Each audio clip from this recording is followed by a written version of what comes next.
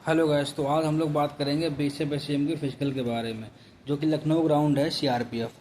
देखो, यहाँ पे एक्चुअली वैसे बहुत लेट हो गया क्योंकि मेरा अभी 19 तारीख को ही फिजिकल था, लेकिन फिर भी मैं आपको शॉर्ट में अपना एंट्री से लेकर एग्जिट तक का सारा प्रोसेस बताऊँगा। तो हो सकता है उससे आपको कुछ काम में आ जाए, कुछ जानकारी आपको ऐसी मिल जाए जो आप ढूंढ रहे हो। जैसे रनिंग किस पे हो रही है, रोड पे, ग्राउंड पे, तो रोड कैसी है क्या नहीं, ये मैं क्या क्या लेके जाना है, कितना टाइम लग रहा है, सारी मैं कुछ चीज़ें आपको बताऊंगा।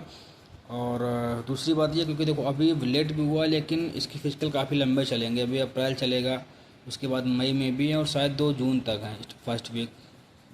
ठीक है, तो बताता हूँ मैं आपको कैसा क्या वहाँ पे हो रहा है, क्या नहीं हो रहा है। ठीक है, तो ज़रूर आपको कुछ ना कुछ चीज़ आपको इससे मिल जाएगी जो अभी तक आप सोच रहे हो कि ये मुझे पता चल जाए, आपको बता दे ऐसा कुछ। चलो बिना कोई देरी के सीधे पॉइंट पे आते हैं। सबसे पहले मैं आपको बताता हूँ कि आपको कहीं से भी आना है तो आपको लखनऊ चारबाग आना है ना। लखनऊ चारबाग आ जाएं या लखनऊ जंक्शन आ जाएं, जो जहाँ पे कहीं भी आप आ रहे हैं। ठीक है, वहाँ से आपको ऑटो मिलेगा 40 रुपये में। आपको सीधा बोलना है कि हमें CRPF कैंप जाना है, बिजनौर रोड। बिजनौर रोड, ये एड्रेस में हम लोगों को लिखा है, तो हम लोग वहाँ पे बोल देंगे।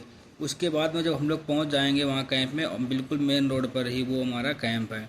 कैंप में सुबह 4 बजे एंट्री करा रहे हैं। एक बात का आप लोग ध्यान रखना, जैसे क्या था, जैसे वहाँ पे 1500 लोगों की रिपोर्टिंग है एक दिन में। लगभग 50% अब्सेंट हो रहे हैं, 750 800 ऐसे आ रहे हैं, है ना। थोड़ा ध्यान से यहाँ पे सुनना, गलती क्या हुई ये कोई नहीं बताता होगा। तो सीरियल नंबर से वो लोग एंट्री करवा रहे हैं। जैसे मेरा सीरियल नंबर था 89, है ना, 89। तो वो लोग बाहर बाहर रात में ही लिस्ट लगा देते हैं, रात में 2-3 बजे लिस्ट लगा देते होंगे, 12-1 बजे। तो वो लिस्ट आपको कोशिश करनी है कि रात में आप एक बार उठ के ही चले जाएं, जहाँ ही पास में आपने स्टे किया उठ के चले जाएं 2-3 बजे, और या 4 बजे। 4 बजे तो सारे लड़के आ जाते हैं, आप 2 बजे ही जाएं वहाँ। 2 बजे जा कर के कम भीड़ होगी, अपना आप सीरियल नंबर देख लो। सीरियल नंबर देखने के बाद में क्या होता है, जैसे मेरे उन्होंने बोल दिया कि जिनका सीरियल नंबर 1 से लेकर 100 तक है वो एंट्री कर लें। तो मैं गया ही था लेट, मैं 4:30 पे गया था, थोड़ा आधा घंटा लेट। तो मुझे अपना सीरियल नंबर वहाँ पर ढूंढने में आधा घंटा लग गया लगभग। आधा घंटा जब लग गया तो तब तक एक सीरियल नंबर से लेकर के 500 तक, मतलब 1 से 500 तक के लड़के अंदर ले लिए गए थे, जिनको अपना सीरियल नंबर मिल गया था। मैं नहीं जा पाया, और इससे मुझे नुकसान ये हुआ कि वो 100, अच्छा नुकसान कर नहीं भी कर सकते हैं, लेकिन बता रहा हूँ आपको कि उससे क्या आपको आराम रहेगी, कि 100 लड़कों का बैच बना रहे हैं ना। तो अब जैसे 1 से 500 तक के सीरियल में 100 लड़के उनको मिल गए, तो उनका बन गया पहला बैच। मैं आया सेकेंड बैच में, जबकि मेरा 89 था, और जिनका 400 था या जिनका 499 है वो तक चले गए पहले बैच में, 100 लड़कों में चले गए। तो इससे क्या रहेगा कि आप अपना सीरियल नंबर पहले देख लो और फिर अपना गेट के पास खड़े हो जाओ, आपकी एंट्री हो जाएगी। तो सीरियल नंबर आपको देखना है। 1500 लड़के यार, 700-800 आ रहे हैं, सोच सकते हो। तो और वहाँ वहीं पे थोड़ी जगह में वहाँ पर लगे होते हैं, लिस्ट लगी है, तो उसमें देखने में बहुत ही मारा मारी होती है। ये हो गया।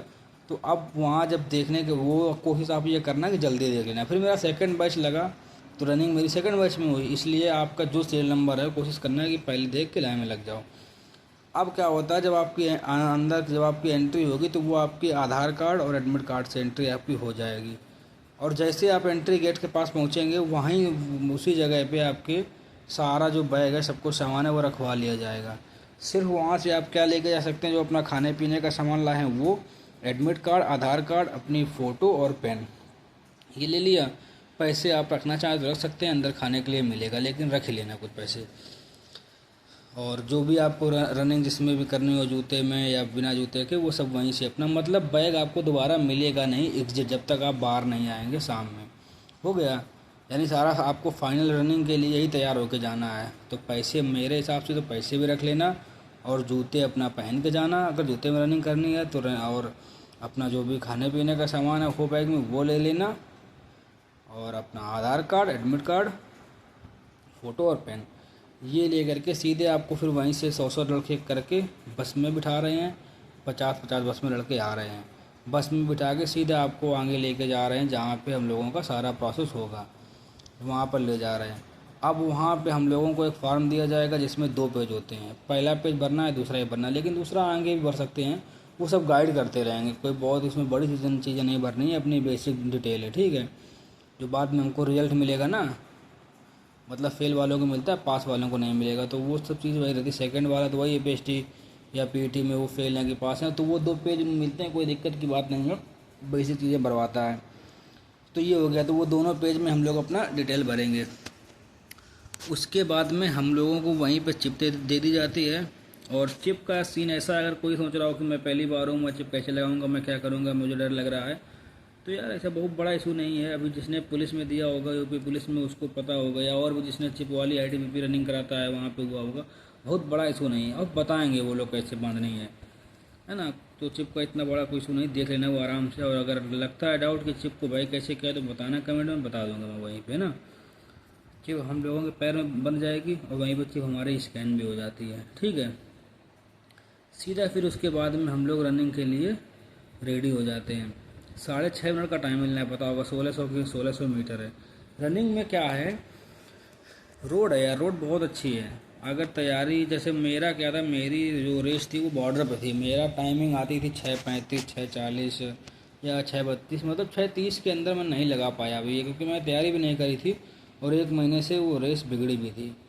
फिर भी मुझे ये, अब मैंने किया क्या, मैंने जूते उतार दिए, मैंने वहाँ पे मतलब बिना जूतों के रेस लगाई थी। उससे आराम से यार 10-12 सेकंड का अंतर आता, और मेरी रेस 6:15 में कंप्लीट हो गई थी। समझो 6:15 में कंप्लीट हो गई। जबकि और मैंने, अब घड़ी भी हम लोग बांध सकते हैं, कैसी भी घड़ी वो बांध सकते हैं, मैं अपना टाइम देखता रहा, ठीक है। तो रोड अच्छा था, बिना जूते का दौड़ा, कोई ऐसा भी नहीं कि पैरों में दिक्कत हो। तो अगर जिसका टाइम बॉर्डर पे है 6:25 आ रहा, 30 आ रहा, 35 आ रहा, 40 आ रहा है, तो वो जूते अपने उतार देना है ना। रोड अच्छा है, एक ही बार दौड़ना होता है। अब समझो मेरा 6:35 मान के चलते हैं, 35 से 36 37 आता था, वहाँ से मेरा 6:15 आया है ना, इतना कवर हो गया लगभग 20 सेकेंड तक। तो ये रनिंग का सीन हो गया। और पहले बैच की रनिंग जो है, एंट्री होने के बाद में लगभग 6:50 तक स्टार्ट हो गया था, क्योंकि मेरा रनिंग 7 बजे सेकेंड बैच का स्टार्ट हो गया था। बैच हम लोगों के 7 बने थे, यानी 700 लड़के। तो 7 बैच की रनिंग लगभग कंप्लीट हो गई थी 9:30 बजे तक, तो ये हम मान लेते हैं। लेकिन आज लास्ट के 2-3 बैच में धूप बहुत हो गई थी। अब बात करते हैं कि देखो, पहले 50% लड़के एब्सेंट हो रहे, अब यहाँ फिजिकल में कितना एब्सेंट हो रहा है। तो अगर एक रेशियो मान के चलते हैं 20 से 25% का, तो 700 का आप निकाल लेना, लगभग मैं 30% लड़के मान लेता हूँ। 30 मैंने मिनिमम लिया है, 30% तो फेल हो ही रहे होंगे, यानी 200 ये हो गए। तो 1500 में वही 500 ही बच रहे होंगे, जो कि हम लोगों के रिटर्न में बैठेंगे। तो कंपटीशन तो यार पिछली बार की तुलना में कम है ना।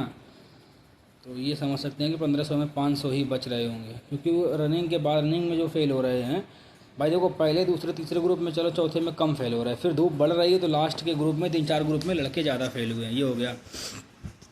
अब मैंने आपको बता दिया रनिंग का, तो रनिंग सबकी 9:30 तक लगभग कंप्लीट हो गई थी। उसके बाद वो बिठाए रहे, उसके बाद पीएचडी होने में इतना टाइम लगाया, पूछो मत। मतलब फिर तो देखो, यहाँ से मैं आपको क्या बताऊँ, कुछ ऐसा जब बताना। हाँ, एक और छोटी सी बात, ये कोई नहीं बताता होगा, बताऊँगा अभी। जैसे जो यूपी पुलिस में मैंने यही मशीन देखी थी कि एक बार खड़े हो जाओ तो वो अपना हाइट हो गया, वेट हो गया, और सब कुछ वो अपने आप ले लेता है, चेस्ट फिर वो उसी मशीन से लगा के नापते हैं। एक लड़का मेरे आगे था, उसका इशू ये बना, जब उसको लास्ट में, जब उसको मतलब डिस्क्वालीफाई किया, तो उसका इशू ये था कि उसका चेस्ट में 5 सेंटीमीटर का फुलाव नहीं था। अब उसका फुलाव आया कैसे, नहीं बताता हूँ आपको। जैसे जब चेस्ट बोला कि उसका नॉर्मल चेस्ट पहले हो गया, तो उसके बाद जब फुलाने को बोला तो उसका फूला 4.9। अब यार देखो, ये खुद सोचने की बात है कि हम लोग जब चेस्ट एक्सपेंड करते हैं तो हमें नहीं पता था ना कि हमारा कितना फूला है। तो ये जिम्मेदारी होती है वहाँ जो वो नाप रहा है ना, उसको बोलना चाहिए कि तुम्हारा अभी एक्सपेंड नहीं हुआ है 5, तुम और दोबारा फुलाओ अपना। वो दोबारा फुला लेता और ज़्यादा। यही मैंने इतने फिजिकल दी, हर जगह यही होता है। वो देखते हैं कि 5 नहीं हुआ तो बोलते हैं और फुलाओ, और फुलाया, 5 हो गया, क्लियर है। तो उसका 4.9 था, मेरे आगे वो खड़ा था। ऑफिसर ने दोबारा, और जब वो नाप रहे हैं तो मशीन में वो ऑटोमेटिक, हालांकि ये यार देखो, मैं इसको और जल्दी बताता हूँ, फिर अगर आपको लगे कि हाँ इसको ही प्रॉब्लम किसी का चेस्ट का हो तो वो स्पेशली पूछ लेना, है ना। अभी मैं सिर्फ इतना बताना चाहूँगा कि इतना याद रखना है कि जब वो कहते हैं कि चेस्ट को नॉर्मल रखना है तो नॉर्मल रखो, नॉर्मल में ही नहीं फुलाना है। देखो वही बात है, वीडियो लंबा हो जाएगा, लेकिन ज़रूरी बातें हैं। जैसे क्या होता है, कुछ लोग ये होशियारी करते हैं लड़के कि जैसे उन्हें लगा कि यार 77 चाहिए, तो उनका अगर 77 ही है या 76 है तो वो थोड़ा सा पहले फुला लेते हैं। उन्होंने 1 सेंटीमीटर पहले फुला लिया तो उनका 70 हो गया। अब वो कहता है 5 फुलाओ, फिर 5 उनका फूलता नहीं है, एक वो पहले फुला चुका है। इसलिए कोशिश करो कि पहले नॉर्मल रखो, उसके बाद 5 फुलाओ। ये हो गया। दूसरा, वहाँ पे ये ध्यान रखना है कि जब वो बोलें एक्सपेंड करो तो पूरी ताकत लगा के जितना एक्सपेंड कर सकते हो पहली ही बार में कर देना है, वरना उसकी तरह हाल होगा कि लास्ट में शाम में जब 4 बजे रिजल्ट आएगा तुमको डिस्क्वालीफाई करेंगे। उसके बाद आगे पीछे घूमते रहो उनके, दोबारा मौका देंगे कि नहीं देंगे उनके ऊपर है। वैसे देते हैं लेकिन बहुत परेशान करेंगे। और उसका 4.9 फूला, वो बाद में फुला दिया होगा, उसका मैंने जानकारी उसका नहीं मिल पाया, वैसे फुला दिया होगा उसने। तो कोशिश यही करो कि पहली बार में ही हमको फुला देना है। तो ये चेस्ट का हो गया। हाइट में भी अगर किसी को डाउट है, खड़े होने के बोलते हैं, नॉर्मल अपना सीधे खड़े हो। फिर भी मैं बताना चाहूँगा कि यहाँ जो मशीन है उनमें हाइट थोड़ी कम ही आ रही है। जैसे किसी का अगर बिल्कुल फिक्स है उनका, तो फिक्स में यार थोड़ी सा उनका डाउट बनेगा, क्योंकि जैसे मेरा 174.5 हाइट अभी CPU में आया था, है ना, और यहाँ पे मेरा आया 173। तो इस तरह से कह सकते हैं कि हाइट भी वो दबा के ही रख रहे हैं। तो बाकी बस बता दिया मैंने आपको यही कि खाने पीने के लिए वहाँ मिल जाता है। जो अब इनमें सब में डाउट जो बने बताना आप। और शाम में लगभग वही 4 तो बज ही जाना, 4 बजे तक छोड़ेंगे यार, इसके पहले उम्मीद नहीं। मुझे छोड़ा खुद, मुझे 3:30 बजे छोड़ा। तो बस खाने पीने का परिचय रखना, अपना सामान रखना, और यही बस चीज़ें हैं, कोई ऐसा दिक्कत वाली चीज़ नहीं है। तो आई होप मैंने सब कुछ बता दिया है। फिर भी अगर कुछ डाउट बचता है तो आप पूछना। वीडियो को यहीं पे स्टॉप करते हैं, तब तक के लिए मिलते हैं। और हाँ बस यार तैयारी करते रहो, आगे लगो। इस बार बहुत अच्छा मौका मैं खुद लगा हूँ। टाइपिंग को ध्यान देते हैं, और बाकी चलो मिलते हैं, कोई डाउट पूछना। ओके।